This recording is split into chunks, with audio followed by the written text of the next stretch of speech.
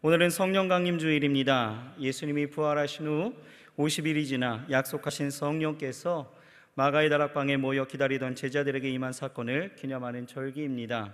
그래서 오늘을 오순절 이렇게 부르는데요.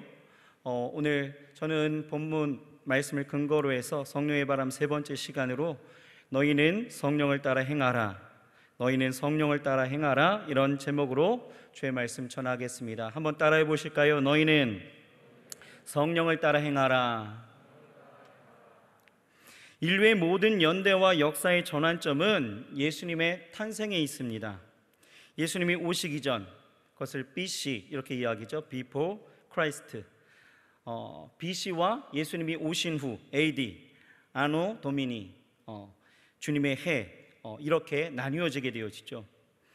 그와 같이 예수님의 그 탄생하심이 인류의 그 역사 가운데 그리고 그 연대 가운데 가장 중요한 전환점이 되어졌다는 거예요. 그렇다면 우리 인생과 신앙의 전환점은 어디에 있을까? 바로 성령 세례를 받기 전과 받고 난 뒤로 나뉠 수 있다는 것이죠. 성령 세례에 있다는 거예요.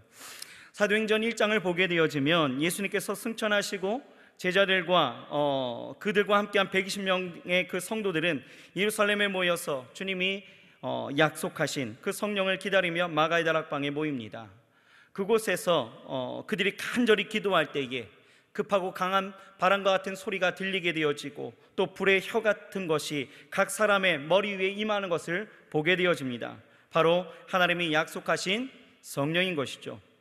그들은 이렇게 성령의 세례를 받고 난 뒤에 그 성령 받고 난 그 전과 그 후의 삶이 완전히 달라지는, 극명히 달라지는 것들을 보게 되어집니다. 전에는 어땠습니까? 어떻게 보면 그냥 예수님을 따랐던 것, 이렇게 이야기할 수 있을 것 같아요. 그냥 예수님을 따랐던 삶입니다. 부르심에 뭔가는 좀 감동이 되어져서 따라가긴 했지만 이전의 그 삶에서 제자라 그 불려진 것 외에는 별로 달라진 것 없는 것 같습니다. 예를 들면 그런 거죠. 풍랑 가운데 있었을 때에 이 제자들의 모습 어땠나요? 어부들의 그 모습과 풍랑을 만났던 그냥 일반의 그 어부들의 모습과 별반 다른 것이 없죠. 또 한 아버지가 찾아와서 귀신 들린 그 아들을 고쳐달라고 이야기할 때에도 예수님이 그 자리에 안 계시니까 어떻게 합니까? 그러면 당신들은 제자들이니까 당신들이라도 와서 좀 고쳐달라고 이야기했을 때에 제자들이 뭐라고 합니까? 우리는 그것을 할 수 없다라고 손살에 치던 모습을 보게 되어지면 그렇게 달라진 거 없습니다. 장정 5천 명이 모인 그 들녘 가운데에서 그들을 어떻게 먹일까 고민하게 되어질 때에 제자들은 우리가 할 수 없는 것에 아무것도 우리는 할 수 없는 것에 반응하는 그 모습들, 달라진 것 전혀 없죠. 다른 것이 없습니다. 예수님이 예루살렘에 입성하실 때에도 뭔가 한 자리 찾으려고 하고 또 엄마까지 대동하면서 나아가는 그 모습들, 예수님이 죽으실 때에도 제자들이 예루살렘에 모이지 아니하고 다 떠나갔던 모습들, 도망하던 모습들, 사실 제자라고 이야기하지만 예수님을 따라다녔던 무리들과 별반 다른 모습이 없었다라는 것입니다. 그런데 그들에게 있어서 그 신앙과 인생의 전환점이 되어졌던 것이 바로 무엇입니까? 성령의 세례였습니다. 성령의 세례를 받고 난 뒤에는 그들의 삶이 완전히 뒤바뀌게 되어졌다는 거예요. 우리가 베드로만 봐도 그렇습니다. 완전히 달라지죠. 예수님의 그 수제자라고 생각했던 자신이 예수님을 3번이나 부인하게 되어집니다. 자괴감에 빠지게 되어지죠. 그래서 그는 도망치게 되어집니다. 그런데 주님께서 이런 베드로를 찾아오셔서 네가 나를 사랑하느냐? 3번이나 묻게 되어지시죠. 이때 베드로가 뭐라고 합니까? 당신만이 아십니다. 주님만이 아십니다. 그 사랑의 고백을 하게 되어지고 그 3번의 물음 속에 주님은 베드로를 회복시켜 주시고 마가의 다락방에서 성령 세례를 받고 난 후에 이 베드로는 어떻게 살아가요? 그 삶이 완전히 이제는 주를 위해 살고 주를 위해 죽는 사명의 사람이 되어졌던 것을 보게 되어지는 거죠. 우리가 지난 시간 함께 나누었던 것처럼 성전 미문에 앉아 있었던 이 안전뱅이를 향해서 베드로가 뭐라고 이야기합니까? 은과 금 내게 없거니와 내게 있는 것으로 내게 주노니 곧 나사렛 예수의 이름으로 일어나 걸으라, 이렇게 이야기하잖아요. 완전히 달라진 삶의 모습을 우리에게 보여주고 있는 것이죠. 우리는 이런 모습들을요 예수님에게서도 찾아볼 수 있습니다. 예수님도 성령 받기 전에는 어떻습니까? 그 성령 받기 이전에 그 사역은 아무것도 기록되어진 것이 없어요. 그런데 예수님의 사역을 보게 되어지면 요한의 세례, 그것을 통하여서 성령이 임하시고 난 그 후부터의 모든 사역이 시작되어지고 펼쳐졌던 것을 우리가 보게 되어지죠. 사도 바울도 그렇습니다. 다메섹 도상에서 예수님을 만나고 성령이 임하시게 되어지자 그의 삶의 목표와 방향이 완전히 달라지는 것을 우리가 보게 되어집니다. 그 이전까지만 해도 어떻습니까? 예수님을 따랐던 자들을 잡아서 어떻게든 죽이려고 했던 그 삶이었지. 그런데 그 삶이 완전히 바뀌게 되어져요. 어떻게 해요? 예수님을 따르던 자를 죽이는 것이 아니라 오히려 예수님을 증거하고 전하는 자가 되어졌다라는 것입니다. 이렇듯 여러분, 우리가 성령을 받고 우리는 그 성령을 따라 살아가야 된다라는 것입니다. 며칠 전에 이 성령에 대해서 묵상하면서 설교를 준비하다가 이 휴대폰 가게를 한번 지나가게 되어졌습니다. 그때 생각한 건데요, 여러분, 성령은 무엇일까 생각한다라면 쉽게 얘기하면 이렇게 생각할 수 있겠죠. 새로 우리가 휴대폰을 장만했다라고 칩시다. 이 휴대폰을 개통하지 않아도 얼마든지 쓸 수는 있겠어요. 그죠? 카메라 기능을 사용한다든지 아니면 와이파이가 되어지는 곳에 가서 SNS를 사용한다든지. 그런데 그것은 휴대폰을 제대로 사용한다라고 말할 수는 없습니다. 왜 그렇습니까? 본질이 뭐예요? 휴대폰은 통화의 기능이에요. 그죠? 통화하는 것이죠. 근데 통화가 안 되니까 이 휴대폰 사용의 그 본질을 완전히 잃어버린 그냥 껍데기다라는 거죠. 휴대폰 사용의 본질은 인터넷, 카메라, 사진 찍는 거, SNS, 이것이 아니죠. 통화입니다. 그렇다면 이 휴대폰을 제대로 쓰려면 어떻게 해야 될까요? 뭘 꽂아야 돼요? 유심칩을 꽂아야 됩니다. 유심칩이 들어가야 되는 거죠. 그거예요. 성령 세례를 받는다는 것은 휴대폰이 제 기능을 발휘하도록 통신사에 연결되어 통화를 할 수 있도록 해주는 이 유심칩을 꼽는 것과 같다라는 것입니다. 이해가 되시나요? 안 되십니까? 되시죠? 마스크가 쓰여져서 제가 아멘 소리를 못 듣는 거죠? 네, 전 그렇게 생각을 하겠습니다. 여러분, 유심칩을 꼽는 순간 이 휴대폰으로서의 완벽한 기능을 갖추고 사용할 수 있는 것처럼 우리는 유심칩과 같은 이 성령이 우리에게 임하셔야 제대로 된 그리스도인으로서의 그 삶을 살 수 있다라는 것입니다. 여러분, 성령 세례는요, 단회적인 사건이에요. 내가 휴대폰을 샀다라면 유심칩은 반드시 한번 껴야 되는 것과 마찬가지죠. 그런데 정말 중요한 것은요, 유심칩을 끼는 것도 중요하지만 그 유심칩을 매일 끼고 있어야 어디서든지 와이파이가 되든 안 되든 간에 상관없이 자유롭게 통화할 수 있는 것이지, 이 유심칩을 한번 꼈다가 빼버리면 그 휴대폰은 또 뭐예요? 반쪽짜리가 되어지는 것이죠. 이처럼 우리가 성령 세례를 받는 것도 중요합니다. 그런데 더욱 중요한 것은 바로 무엇이냐? 그 성령님과 매일 함께하면서 성령 세례를 받았을 때 그 느꼈던 하나님에 대한 그 사랑에 대한 그 감동과 그 감격, 구원에 대한 그 은혜, 그리고 내가 하나님을 온 마음 다해서 평생을 사랑하겠다라는 그 다짐, 그 뜨거움을 늘 우리는 유지하면서 살아갈 수 있어야 된다라는 것입니다. 우리는 이것을 무엇이라 이야기하느냐? 간단하게 이야기하면 성령 충만, 이렇게 말할 수 있다는 것이죠. 유심칩을 껴놓고 있습니까? 우리 옆 사람에게 한번 이야기해 봅시다. 유심칩 끼고 있습니까? 라고 인사해 보세요. 끼고 있으십니까? 예, 유심칩이 들어있는 것처럼 우리 안에도 날마다 하나님의 성령이 우리 안에 임재하고 계셔야 된다라는 거예요. 아멘. 휴대폰은 한번 유심칩을 껴놓으면 휴대폰을 잊어버리기 전까지, 바꾸기 전까지는 꼈다 뺐다 반복하지 않잖아요. 그냥 계속 껴놓고 살아가는 것입니다. 그런데요, 성령은 그렇지 않다라는 거예요. 데살로니가전서 5장 19절을 보게 되어지면 뭐라고 말씀하고 있느냐? 성령을 소멸치 말며, 이렇게 말씀하고 있다라는 거예요. 이 말은 무엇이냐? 성령은 소멸되어질 수 있다 없다? 있다라는 거예요. 그러므로 항상 우리는 성령께서 우리 안에 거하실 수 있도록, 성령을 소멸치 아니하도록 날마다 성령의 충만함이 우리 가운데 있어야 된다라는 것입니다. 여러분, 성령 충만이 무엇입니까? 성령 충만은 우리 속에 그리스도의 말씀이 풍성히 거하는 것입니다. 주께서 우리에게 하신 말씀이 날마다 생각나는 거예요.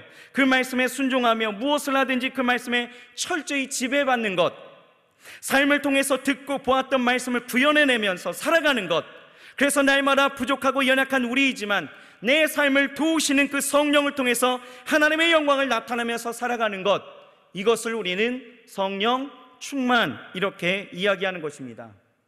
그런데요, 정작 우리가 외치는 이 성령 충만,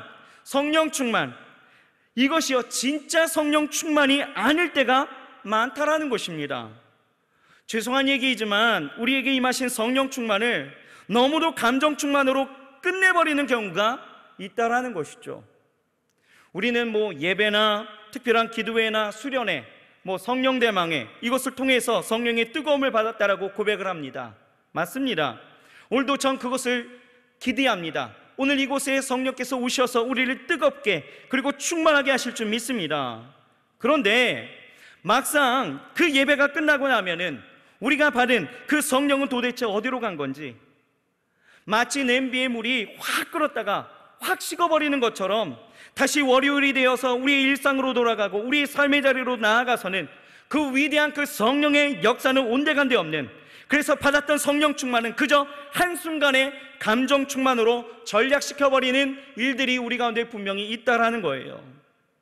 진짜 중요한 것은요, 뭔가 특별한 기도회나 성령 대망회가 아닙니다. 진짜 중요한 것은 특별한 기도의 자리에서나 이렇게 주일에 드리는 예배에서나 개인 큐틱 시간을 통하여서 기도하는 시간 가운데에서 이 성령을 세상이라는 영적 전쟁터에 나가서도 소멸하지 아니하고 충만하게 유지하는 것, 이것이 우리 안에 정말 중요한 일이다라는 것입니다. 여러분, 유지하는 것 어렵습니까? 어렵습니다. 정말 어렵습니다. 저도 어렵습니다. 왜 그럴까요? 왜요? 오늘 성경을 보게 되어지면 우리 안에는 두 가지의 소욕이 있기 때문이다, 이렇게 이야기하고 있는 거예요. 오늘 우리 본문 말씀 한번 보겠습니다. 17절 말씀 같이 한번 읽어보겠습니다. 17절 찾으셨나요? 17절 시작. 육체의 소욕은 성령을 거스리고 성령의 소욕은 육체를 거스리나니 이 둘이 서로 대적함으로 너희의 원하는 것을 하지 못하게 하려 함이니라. 아멘.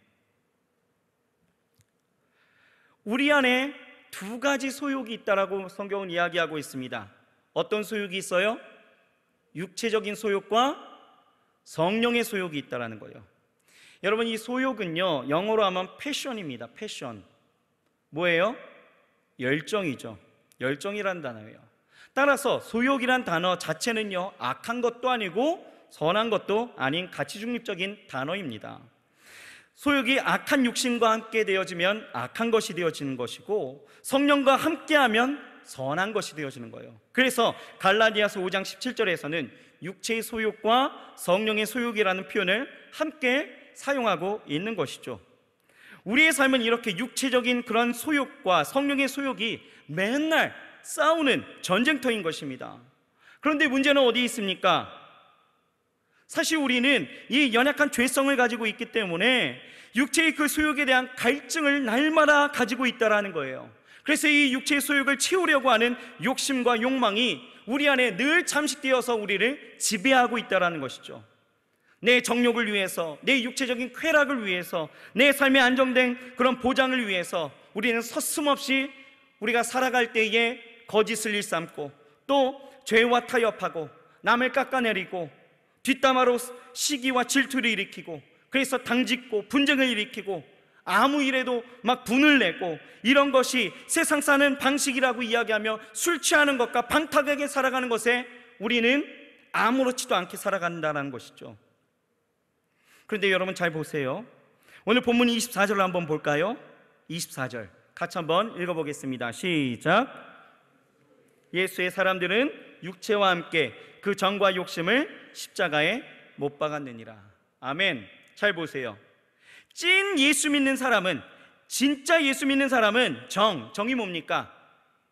여기서 말하는 정은 애착, 애정, 정욕, 이런 걸 이야기하는 거예요. 진짜 예수 믿는 사람은 정욕과 그 욕심을 어디에 못 박았어요? 십자가에 못 박았다라는 거예요. 그러니까 내가 예수 믿는다라는 것은 교회만 왔다 갔다 하고 해서 예수 믿는 것이 아니다라는 거예요. 진짜 예수 믿는다라는 것은 바로 뭡니까? 내 안에 세상을 향한 애착과 그 정욕과 세상을 살아가는 것과 세상에 대한 그 욕심을 육체와 함께 죽는, 그러니까 완전한 그 청산이 있어야 된다라는 것입니다. 우리 저 옆 사람에게 인사할까요? 청산하셨습니까? 라고 인사하겠습니다. 여러분 청산하셨나요? 여러분 정말 우리는 예수 믿는다라고 이야기하잖아요. 우리 예수 믿는다라는 이야기를 쉽게 합니다. 그런데 오늘 성경은요, 예수 믿는 사람은 어떻게 한다고요? 정과 욕심을 다 십자가에 못 박아버린, 그러니까 정과 욕심에 대해서는 완전히 이제 다른 삶을 살아간다라는 것, 이것이 진짜 예수 믿는 사람, 이렇게 이야기한다라는 거죠. 여러분 이게 쉽습니까? 육신의 정욕, 안목의 정욕, 이 세상의 자랑을 버린다라는 것, 여러분 이거 정말 쉽지 않은 일입니다. 쉽지 않은 것을 알기 때문에 하나님은 우리에게 보혜사 성령을 보내주셔서 우리를 도와주시는 것이고, 그래서 우리는 더욱 성령 충만해서 성령을 따라 살아가야 된다라는 것입니다. 여러분 저 옆 사람에게 인사합시다. 성령의 사람 됩시다 라고 인사합시다. 우리는 성령을 따라 행하는 그런 사람이 되어야 할 줄 믿습니다.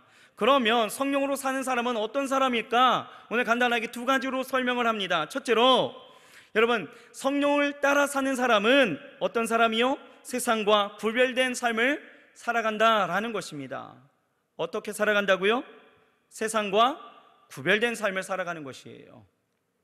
오늘 본문 16절에서 17절 말씀 우리 같이 다시 한번 봅시다. 뭐라고 이야기합니까? 내가 이르노니 너희는 성령을 쫓아 행하라. 그리하면 육체의 욕심을 이루지 아니하리라. 육체의 소욕은 성령을 거스리고 성령의 소욕은 육체를 거스리나니 이 둘이 서로 대적함으로 너희의 원하는 것을 하지 못하게 하려 함이니라. 우리가 예수를 구주로 영접하면 우리의 옛사람, 육의 사람은 예수님과 함께 죽고 대신에 새 사람, 영의 사람이 예수님과 함께 부활하게 됩니다. 그럼에도 불구하고 옛사람의 그 잔재가 남게 되어져서 성령으로 살고자 하는 그 마음을 너무나 괴롭게 한다는 것이죠. 그래서 사도 바울은요 다음과 같이 고백하는 것이 로마서 7장 22절에서 24절을 보면 이렇게 고백합니다. 제가 읽어드릴게요. 내 속사람으로는 하나님의 법을 즐거워하되 내 지체 속에서 한 다른 법이 내 마음의 법과 싸워 내 지체 속에 있는 죄의 법 아래로 나를 사로잡아 오는 것을 보는도다. 오호라, 나는 곤고한 사람이로다. 이 사망의 몸에서 누가 나를 건져내랴. 이렇게 고백합니다. 무슨 얘기예요? 사도 바울도 자신의 그 삶을 통해서 인간적으로 세상과 구별하여 산다라는 것이 이렇게 어렵다라는 것을 말하고 있다라는 거예요. 그러나 내가 살려고 하면 힘들지만 어떻게 해요? 성령님이 함께 하시면 가능하다라는 것입니다. 어렵지 않다라는 거예요. 아멘. 여러분 우리가 성경에 보면 요셉이라는 인물이 나오죠. 요셉 어떤 사람입니까? 요셉이요 형들의 모함을 받아갖고 이스마엘 사람에게 팔리게 되어지고 애굽에서 시위대장 보디발의 집에서 종으로 들어가게 되어지죠. 보디발이 이 요셉에게 자기의 집과 모든 소유물을 주관하게 한 때부터 여호와께서는요 이 요셉을 위하여서 그 애굽 사람의 집에 복을 내리시는 것입니다. 여호와의 복이 그의 집과 밭에 있는 모든 소유에 미쳤다라고 성경은 이야기합니다. 미쳤다 이거 말고요 반영되었다 뭐 이런 것이죠. 그죠? 그런데 문제는요 이후에 어떤 일이 일어납니까? 보디발의 그 아내가 눈짓으로 유혹을 합니다. 요셉이 듣지 아니하자 이 여인은 어떻게 해요? 날마다 유혹하는 거죠. 그런데 요셉은 거부할 뿐만 아니라 어떻게 해요? 함께하는 것도 피해버립니다. 그러자 보디발의 아내는 더 적극적으로 나아가게 되어집니다. 아무도 보지 않는 데서 요셉을 불러다가 요셉의 옷을 잡고 동침을 강요하죠. 요셉 하면서 강요합니다. 그러나 이 요셉은 어떻게 해요? 옷을 벗어버리고 도망가 버렸다라는 거예요. 보디발의 아내는요, 이것을 빌미로 하여서 요셉이 나를 겁탈하려다가 내가 소리를 지르자 요셉이 옷을 벗어두고 도망하였다라고 고소함으로 인하여서 요셉은 감옥에 들어가게 되어집니다. 그런데요, 재밌는 것은 창세기 이 39장 23절에 이렇게 기록하고 있습니다. 전옥은 그의 손에 맡긴 것을 무엇이든지 돌아보지 아니하였으니 이는 여호와께서 요셉과 함께 하심이라. 여호와께서 그의 범사에 형통케 하셨더라. 요셉이 어떤 상황 가운데에서도 육체의 소욕을 거부할 수 있었던 것은 왜 그렇습니까? 왜요? 하나님이 함께 하셨다라고 이야기하고 있는 거예요. 하나님이 함께 하셨다, 즉 성령의 충만함이 그에게 있었다라는 거예요. 요셉이 애굽의 총리 대신이 되어서 애굽을 이끌어갈 때에도 항상 빠지지 않는 성경 구절이 있습니다. 그것이 바로 무엇이냐? 여호와께서 요셉과 함께 하심이라. 이것은 요셉이 성령으로 인생을 살았음을 증명하고 있는 거예요.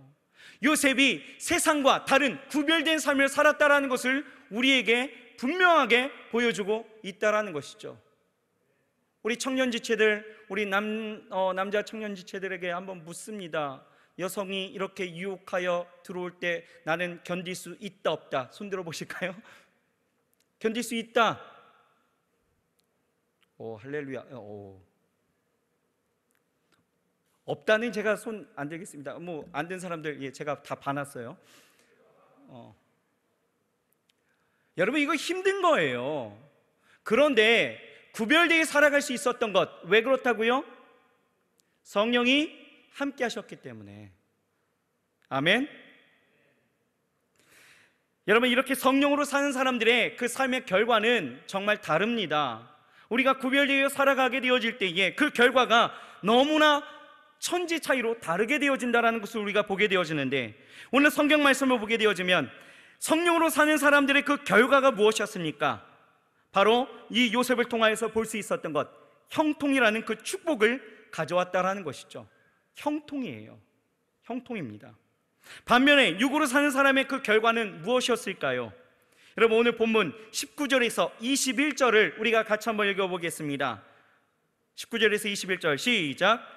육체의 일은 현저하니 곧 음행과 더러운 것과 호색과 우상숭배와 술수와 원수를 맺는 것과 분쟁과 시기와 분냄과 당짓는 것과 불리함과 이단과 투기와 술취함과 방탕함과 또 그와 같은 것들이라. 전에 너희에게 경계한 것 같이 경계하노니 이런 일을 하는 자들은 하나님의 나라를 유업으로 받지 못할 것이요.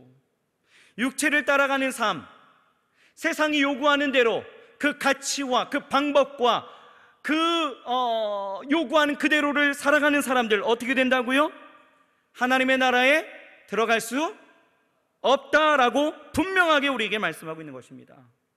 어떤 사람들은요, 이런 말씀을 전할 때에 분명하게 이야기합니다. 에이, 세상에서 살아남기 위해서는 이렇게 살아야 된다라고 하는 사람들도 있더라고요. 그러나 여러분, 분명히 알아야 되는 것은 세상 사람들은 그렇게 살아도 우리는 단호하게 거부해야 된다는 것입니다. 세상이 요구하는 가치와 방법이 아니라 우리는 하나님의 말씀, 성령이 내 안에 임재하셔서 나의 소욕을 이끄시는 대로, 성령의 소욕으로 이끄시는 대로 우리는 살아가야 된다는 것입니다. 아멘. 그렇게 살기를 주의 이름으로 축복합니다. 원래 교회는요, 헬라어로 하면은 에클레시아 이렇게 이야기합니다. 그 뜻은요, 건물이 아니죠. 세상에서 불러냄을 입은 자들의 공동체, 이렇게 이야기하는 거예요. 불러냄을 입은 자들의 공동체, 이것을 에클레시아 이렇게 이야기합니다. 그래서 교회는요, 세상과 분리했다 또는 구별했다, 이런 뜻을 갖고 있는 거예요. 우리는 하나님이 각자 한 사람 한 사람을 무엇으로 부르셨어요? 교회로 부르셨습니다. 내 마음에 성전 짓게 하셨고, 하나님이 나 한 사람을 무엇으로 부르셨어요? 교회로 부르셨다라는 거예요. 즉 나를 어떻게 해요? 분리하여, 구별하여 살아갈 수 있도록 하나님이 그렇게 부르셨다라는 거예요. 여러분, 이스라엘 백성들도 마찬가지죠. 하나님이 선택한 민족, 선민이라고 이야기합니다. 선민 무엇입니까? 구별하여 선택한 민족, 이것이잖아요. 구별했다라는 거예요.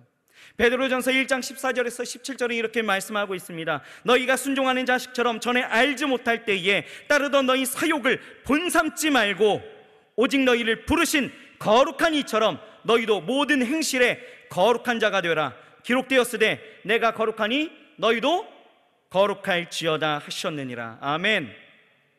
우리는 세상 사람들처럼 똑같이 살면 안 됩니다. 육체의 일에 그 육체의 소욕을 따라 살아가는 것이 아닙니다. 우리는 이제 성령의 소욕을 따라 하나님 앞에 온전히 나아갈 수 있어야 되는 것입니다. 그러려면 우리 안에 뭐가 있어야 돼요? 성령의 충만함이 있어야 되는 거예요. 여러분, 성령의 충만함을 받으시길 주의 이름으로 축원합니다. 저 옆 사람에게 인사합시다. 성령으로 충만합시다. 인사합시다. 둘째로 여러분, 성령을 따라 사는 사람은요, 율법에 아래 있지 않게 되어진다라는 것이죠. 우리 18절 말씀 같이 한번 읽어보겠습니다. 같이 한번 읽겠습니다. 시작. 너희가 만일 성령의 인도하시는 바가 되면 율법 아래 있지 아니하리라. 아멘. 율법 아래 있지 아니하리라. 할렐루야. 율법 아래 있는 자의 삶은요, 죄 아래, 그 죄의 법 아래 있기 때문에 죽음뿐입니다. 삶 속에는 가시와 엉겅퀴가 돋아나 가난의 저주가 역사하기 때문에 삶의 풍요로움이 없습니다. 게다가 질병으로 고생하여 절망과 허무로 인생을 살다가 영원한 멸망의 불구덩이로 떨어지는 것, 이것이 율법 아래 있는 자들의 시나리오이죠. 그런데 하나님께서 2000년 전에 독생자 예수 그리스도를 이 땅 가운데 보내셔서 십자가에서 마귀와 그 정사와 모든 권세를 다 벗겨버리시고 승리하심으로 생명의 법을 제정하시고 모든 믿는 자들이 이 생명의 성령의 법 아래 있게 하셨다라는 것입니다. 로마서 8장 1절에서 2절은요, 그것을 우리에게 선언하고 있는 내용이에요. 뭐라고 이야기합니까? 그러므로 이제 그리스도 예수 안에 있는 자에게는 결코 정죄함이 없나니 이는 그리스도 예수 안에 있는 생명의 성령의 법이 죄와 사망의 법에서 너를 해방하였습니다. 할렐루야. 이 생명의 성령의 법 아래 있는 사람들은요, 그 축복을 누리는 것이 바로 무엇이냐? 해방, 곧 자유다라는 거예요. 죄와 사망의 법 아래에서 자유하게 하심으로 의인되게 하십니다. 질병과 죽음의 법 아래에서 자유하게 하셔서 치유와 생명을 주셨습니다. 가난의 그 저주의 법 아래에서 자유하게 하셔서 아브라함의 그 복을 받게 하시고 또 영원한 멸망에서 영원한 그 생명으로 우리의 삶을 인도해 주셨다라는 것입니다. 갈라디아서 5장 1절은 우리에게 그것을 선언하고 있는 거예요. 뭐라고 이야기합니까? 그리스도께서 우리를 자유롭게 하시려고 자유를 주셨으니 그러므로 굳건하게 서서 다시는 종의 멍에를 매지 말라라고 말씀하시는 것입니다. 다시는 종의 멍에를 매지 말라라는 거예요. 우리에게 자유와 그 은혜를, 그 자유의 그 기쁨을 우리에게 허락해 주셨다라는 것이죠. 여러분, 어느 부잣집 도령이요, 꿈에도 그리던 그 새총을 갖게 되어졌습니다. 열심히 연습한 후에 산속에 들어가고 쏠만한 새를 찾았는데 찾을 수가 없는 거예요. 허탕을 치고 집으로 돌아오는데 이게 웬일입니까? 바깥 마당에 봤더니 큰 거위 한 마리가 고개를 흔들면서 뒤뚱뒤뚱거리면서 걸어가는 것을 보게 되어지죠. 이내 곧 그 마음 가운데 어떤 마음이 들었을까요? 저거 한번 쏴봐? 이런 생각이 드는 거예요. 그래서 새총으로 겨누어서 한번 쐈는데 이게 웬일입니까? 거위가 한 방에 맞아버린 거예요. 명중이 되어졌습니다. 그것도 머리에 맞아갖고 거위가 직사해버립니다. 설마 했던 일이 일어나게 되어졌죠.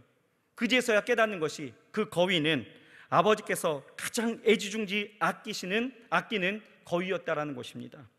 그래서 아버지에게 들키면 큰 꾸중을 들을까봐 이 거위를 어떻게 하느냐, 담장 밑에다가 파서 묻게 되어집니다. 그리고 둥거리는 가슴을 안고 주변을 살피면서 그 모든 일들을 행하게 되어지고 이제 집으로 다시 들어가게 되어지는데 이제 저녁이 되어졌습니다. 아버지가 저녁 식사 자리에서 이야기하시는 거예요. 얘야, 오늘 하루 종일 내가 거위를 못 봤는데 그 거위가 어디 간지 아니? 라고 이야기하는 거죠. 그러니까 이 아들이요, 그 누구보다도 가장 빠른 대답을 하게 되어집니다. 아니요, 못 봤는데요. 아니, 못 봤는데요. 여러분들, 누가 주변에서 방구를 꼈습니다. 누가 꼈을까요? 대부분 가장 빨리 대답하는 사람일 거예요. 이 아이는요, 가슴이 찔리니까 가장 먼저 대답을 하게 되어지는 것이죠. 시치미를 뚝 떼고 그렇게 대답을 합니다. 그런데요, 마음에는 뭐가 있을까요? 죄에 대한 그 마음들이 자꾸만 커져가는 것이죠. 내가 아버지의 거위를 죽였다. 내가 아버지의 거위를 죽였다. 그래서 밖에 나와갖고 이제 하늘을 바라보면서 이거 어떻게 할까 하고 있는데요, 갑자기 집에 그 하인이 다가오면서 이야기합니다. 도령님, 저 좀 도와주실 수 있겠습니까? 라고 이야기하는 거예요. 그러니까 야 이놈아, 네가 할 일을 왜 나한테 시키냐? 라고 이야기하니까 이 하인이 하는 말이 뭐라고 이야기했을까요? 아까 도령님이 거위 죽이는 걸 내가 다 봤습니다 라고 이야기하는 거죠. 이거 아버지가 알면 큰일 날 텐데요 라고 이야기하는 거예요. 아무도 본 사람이 없는 줄 알았는데 그 하인이 보고 말았습니다. 그러니까 그때부터 어떤 일이 일어나느냐, 하는 수 없이 하인이 시킨 대로 다 하게 되어지는 거죠. 왜요? 아버지한테 이르면 큰일 나니까. 그래서 물을 기르라고 하면 물을 깃고요, 마당에서 풀을 뽑으라 하면은 이 도령이 다 뽑습니다. 마당을 쓰려면 마당을 쓸게 되어지고요, 장작을 태우라고 하면 장작을 다 태우게 되어지는 거예요. 이렇게 며칠을 지나가게 되었는데 이 괴로워하던 이 아이가요, 견딜 수가 없어갖고 어느 날 밤에 아버지에게 고백합니다. 안 되겠다 싶어서. 아버지, 있잖아요, 제가 한 일을 이제서야 고백합니다. 아버지, 사실은요, 아버지가 그 가장 아끼고 그 소중하게 다루었던 그 거위를 제가 그만 새총으로 쏴서 죽게 했습니다. 아버지 죄송합니다. 아버지 죄송합니다. 그런데 아버지는요, 웃으시는 거예요. 그러면서 이 아이를 꽉 안아주십니다. 그러면서 하는 이야기가, 야 이놈아, 왜 그 일을 지금에서야 고백하니? 내가 사실 네가 거위를 죽여서 땅에 묻는 것을 내가 다 보았는데 아빠로서는 네가 거짓말하는 게 더 마음이 아팠단다 라고 이야기하면서, 하지만 네가 이렇게 용기 있게 아버지한테 이야기했으니 나는 이것이 참 기쁘다 하면서 이 아이를 용서해 주면서 안아주었다라는 것이죠. 그러면서 이 모든 일이 끝난 것 같았습니다. 그런데 다음날 아침에 마당에 나갔는데 그 하인이 또 다가오는 거예요. 그러면서 하는 이야기가, 마당 좀 쓸지 그러는 거예요. 야 이놈아, 나 바빠. 이상하네. 아궁이에 불 좀 떼지 라고 이야기하니까, 야 이놈아, 나 바빠. 안 한다라는 거예요. 그러니까 이 하인이 뭔가 이상해갖고 다가와서 이야기하죠. 너 아버지가 알면 이거 큰일 날 텐데. 이 도령이 뭐라고 했을까요? 우리 아버지가 나 다 용서해 주셨다 이놈아, 그러면서 발로 차버렸다라는 것입니다. 여러분, 이 이야기가 우리에게 주는 교훈이 바로 무엇입니까? 마귀는요, 지금도 우리를 계속해서 죄의식, 죄라는 것으로 우리를 참소하고 우리의 삶을 계속해서 접근하면서 노예로 삼고자 우리의 삶을 침범하고 있다는 거예요. 그런데 여러분, 우리 안에 주의 성령이 임하셔서 그 충만함으로 우리가 살아가게 되어지면 더 이상 내 안에 그 억압과 그 핍박과 그 모든 묶였던 것들을 하나님이 우리로 하여금 다 해결하여 주심으로 인하여 우리는 자유와 그 기쁨이 우리 안에 충만케 되어질 수 있다라는 것입니다. 그래서 성령이 임하실 때에 나타나는 현상이 무엇입니까? 기쁨과 자유함이다라는 거예요. 믿으십니까? 성령의 그 충만함이 우리 가운데 임하게 되어질 때 우리는 삶의 어느 자리에서나 기쁨과 즐거움으로 나아갈 수 있게 되어진다는 거예요. 나를 묶고 있는 것 아무것도 없다라는 것입니다. 왜요? 우리는 율법 아래 있는 것이 아니라 생명의 성령의 법이 우리 안에 있기 때문에 그렇다라는 것입니다. 여러분, 자유와 기쁨만 있습니까? 아니다라는 거죠. 우리가 성령으로 살게 되어지면 하나님께서 우리의 삶 가운데 무엇을 주시냐? 성령의 열매로 풍성케 해주신다라고 말씀하고 있는 거예요. 자, 오늘 22절에서 23절 같이 한번 읽어보겠습니다. 22절에서 23절 시작. 오직 성령의 열매는 사랑과 희락과 화평과 오래 참음과 자비와 양선과 충성과 온유와 절제니 이 같은 것을 금지할 법이 없느니라. 여러분, 성경에서 이 열매는요 굉장히 무척 중요합니다. 열매의 개념은 마태복음 3장 8절을 보면 그러므로 회개에 합당한 열매를 맺고, 열매에 대한 이야기가 나오죠. 요한복음 15장 5절을 봐도 나는 포도나무요 너희는 가지라, 그가 내 안에 내가 그 안에 거하면 사람이 열매를 많이 맺나니 나를 떠나서는 너희가 아무것도 할 수 없다라고 말씀하고 있고, 빌립보서 1장 11절을 봐도 무릇 징계가 당신은 즐거워 보이지 않고 슬퍼 보이나 후에 그로 말미암아 연단받은 자들은 의와 평강의 열매를 맺느니라. 이 밖에도 여러분 성경 여러 곳에는요, 이 열매에 대한 단어가 우리 가운데 나타나게 되어지는데, 중요한 것은 하나님이요 우리의 영적 상태를 점검하시고 평가하실 때는 그 사람이 얼마나 아름다운 꽃을 피웠는지, 겉으로 드러나는 것이 무엇인지를 보시는 것이 아니라 내 안에 어떤 열매를 맺고 있는지를 주님께서 보신다라는 거예요.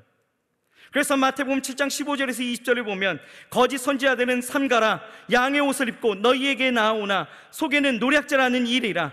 그의 열매로 그들을 알지니 가시나무에서 포도를 또는 엉겅퀴에서 무화과를 따겠느냐. 이와 같이 좋은 나무마다 아름다운 열매를 맺고 못된 나무가 나쁜 열매를 맺나니 좋은 나무가 나쁜 열매를 맺을 수 없고 못된 나무가 아름다운 열매를 맺을 수 없느니라. 아름다운 열매를 맺지 아니하는 나무마다 찍혀 불에 던지우니라.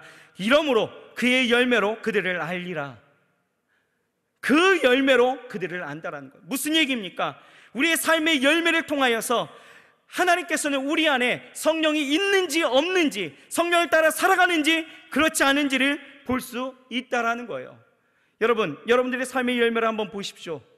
나는 어떤 열매를 맺고 있는지, 육신의 소욕을 따라 육신의 열매를 맺고 있는지, 아니면 성령의 열매를 따라 그 열매를 우리가 나타나여 나아가는지를 한번 생각해 보시면 된다라는 거예요.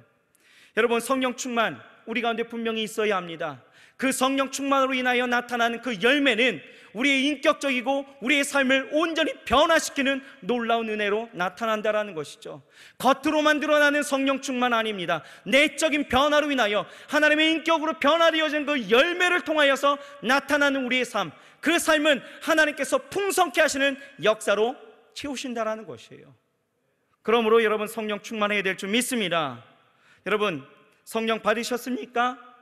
아직 못 받으셨다라면 오늘 이 성령 강림 주일에 우리에게 기쁨과 자유와 은혜로 다가오시는 성령을 환영하고 인정하고 모셔드리시길 주의 이름으로 축복합니다. 또 성령을 받은 것 같긴 한데 희미해지고 있으셨습니까? 육체의 소욕대로 살아왔던 인생을 여러분 오늘 회개하심으로 다시 재충만의 역사를 여러분 가지시길 주의 이름으로 축원합니다. 뺐던 유심칩 오늘 다시 끼세요. 유심칩 끼고 신앙생활 하시길 바랍니다. 아멘.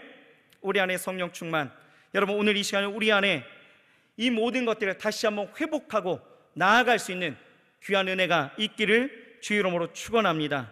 이제는 내 힘의 소욕대로가 아닌 하나님의 소욕대로, 하나님의 성령의 소욕대로 살아갈 수 있는 저와 여러분들의 인생이 되시길 주의 이름으로 축복합니다. 기도하겠습니다. 하나님 감사합니다. 오늘 이 시간에 우리에게 성령의 충만함을 허락하시고 하나님 다시 한번 주의 은혜로 살아갈 수 있도록 인도하시니 고맙고 감사함을 드립니다. 우리 인생 가운데 성령의 세례가 있어야 합니다. 그리고 날마다 그 성령의 세례를 유지할 수 있는 성령의 충만함이 있어야 합니다. 하나님, 우리로 하여금 이 시간 오셔서 임재하시고 우리를 다스려 주셔서 다시는 육체의 소욕대로 살아가는 것이 아니라 아버지 하나님의 구별되어 성령의 소욕대로 살아갈 수 있도록 주께서 도와주시옵시고 이제는 다시는 율법 아래 놓인 자들이 아닌 생명의 성령의 법으로 자유와 기쁨을 누리며 하나님의 성령의 그 열매를 맺고 살아갈 수 있는 우리 모두가 될 수 있도록 주님 축복하여 주시옵소서. 이 성령 강림 주일 아버지 하나님이 단회적인 사건으로 우리가 성령을 구하는 것이 아닙니다. 온전히 매일매일마다 성령의 충만함을 가지고 이 세상의 그 영적 전쟁터에서 매일마다 승리하며 살아갈 수 있는 우리 모두가 될 수 있도록 역사하여 주시옵소서. 하나님, 성령의 사람으로 주오실 날까지 아버지 하나님이 이 성령을 소멸치하며 아니하며 살아갈 수 있도록 인도하여 주옵소서. 예수님의 이름으로 감사하며 간절히 기도드렸사옵나이다. 아멘.